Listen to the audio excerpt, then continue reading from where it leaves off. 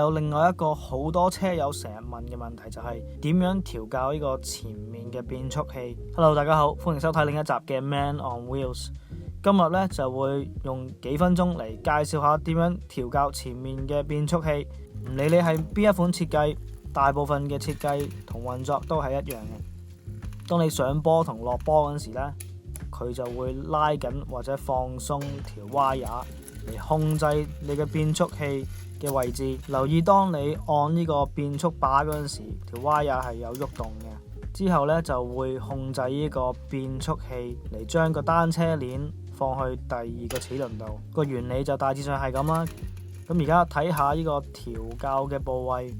工具方面咧就好簡單，你只需要一個十字螺絲批、六角匙同埋一個鐵鉗嚟幫你扯條 wire 嘅，就唔一定需要嘅，有咧就容易啲。同埋你部單車咧要晾高嚟，等你可以一邊轉個腳踏一邊調校。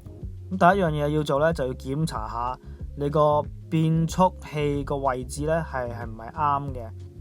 呢塊銀色嘅軌道咧，正常個位置咧就應該跟你個大鏈柄係成對比嘅，係直線咁樣嘅。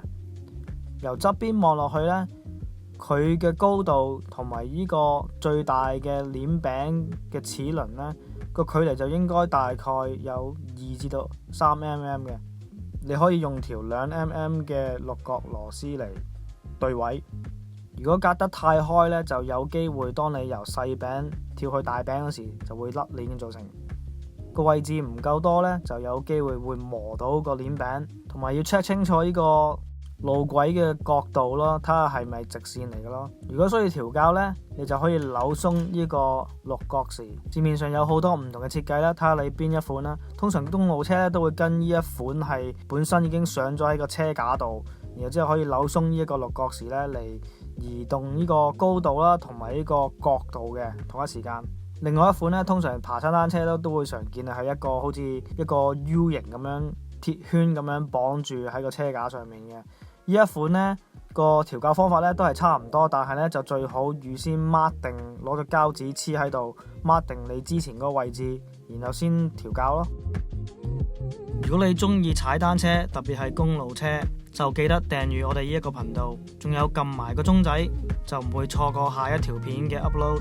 如果你本身已經訂閱緊我哋呢個頻道，又好中意我哋嘅單車內容，請你考慮下支持本台嘅發展，去報名做呢個 Patreon。裏邊唔單止有更加多與單車有關嘅題材，有好多幕後嘅短片，同埋其他嘅着數，專係俾 Patreon 嘅 member。OK， 下一樣嘢可以調校呢，就係呢個 L limit 嘅螺絲。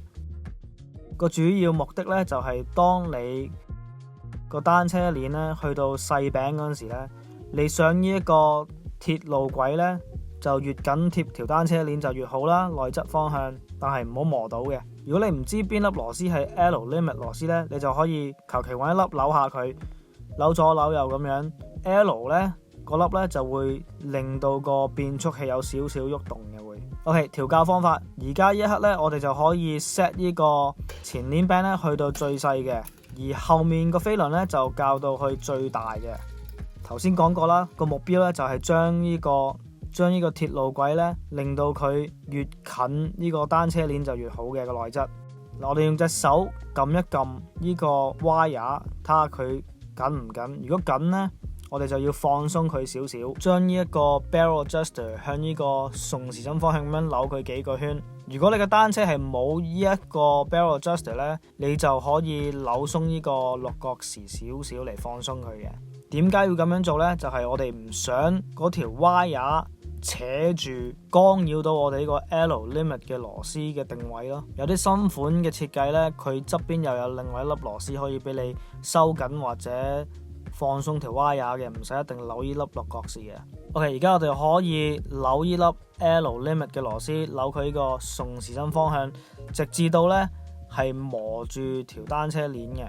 磨到之後呢，我哋就開始可以扭翻轉頭，扭呢個逆時針方向，大約每次扭佢1/4個轉咁樣咯，直至到佢唔好掂到條單車鏈咯。OK， 搞掂完啦。而家咧我哋要上翻緊頭先嗰條 wire，即係去翻你個 barrel adjuster 扭逆時針方向扭幾下啦，整翻緊條 wire，將個前邊鏈柄升到去大柄，再落翻去細柄，一邊搞個腳踏，一邊轉波。如果佢由大跳細柄呢，係好自然呢，又冇乜點樣慢嘅感覺呢，之後又冇磨鏈嘅，咁即係校完噶啦個 L limit 個螺絲。如果佢由大跳到細呢，跳得比較慢呢，你可以將呢個 L limit 嘅螺絲呢扭多順時針大約4分1轉咁樣啦，令到佢落嗰下落得快少少咯。但係唔好扭得太多咯，因為呢，你唔想個空間太大啊，你想避免嗰條單車鏈呢甩鏈走咗落去個五通軸心嗰條罅度。OK set 好咗啦，而家下一個步驟呢，我哋就要調校呢個 H limit 嘅螺絲嘅，咁同頭先嗰個概念都係差唔多啦。呢一次呢，我哋就想令到當你由細柄轉去大柄嗰陣時呢，條單車鏈呢就盡量靠近呢嗰條鐵嘅路軌度，但係又磨唔到佢咯。OK， 前面個鏈柄呢，呢一刻呢就可以校到佢最大，之後呢，後面個飛輪呢就要校到佢最細嘅。如果佢唔肯由細柄跳去大柄呢，你就可以扭呢個 barrel adjuster， 扭呢個逆時針方向扭幾下，上緊條 wire， 令到佢可以扯佢上去。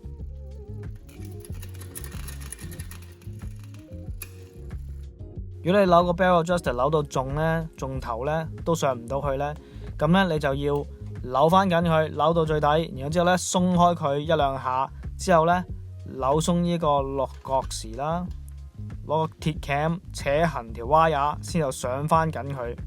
首先將前面個鏈柄變速器調校翻去呢個細柄。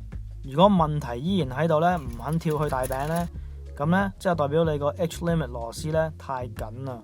咁呢一刻呢，你就可以將個變速把降翻到去細柄度先，然後將呢個 H limit 螺絲呢扭呢個逆時針方向扭佢幾下，之後一邊轉個腳踏，然後一邊將佢校到去大柄。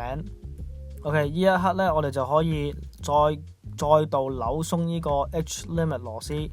OK， 扭佢逆時針方向多幾下。用隻手撳實個變速把，推到佢最盡，令到個變速器呢向外咁樣走，去翻個 H limit 螺絲度扭順時針大約4分1轉，然後之後用隻手推實個變速把，睇下個空間有冇細到。重複呢個步驟呢，直至到個距離個單車鏈同埋呢一個鐵嘅路軌呢，大約剩翻1mm 到。之後呢，我哋就要一路搞呢個腳踏，一路轉佢，一路撳實個變速把，睇下佢會唔會磨到咯。因為你踩緊喐緊嗰時咧，佢都有機會有少少移位嘅。OK，之後呢，我哋試下降翻佢去個細柄度啦，然後之後呢，就上翻佢去大柄度嘅。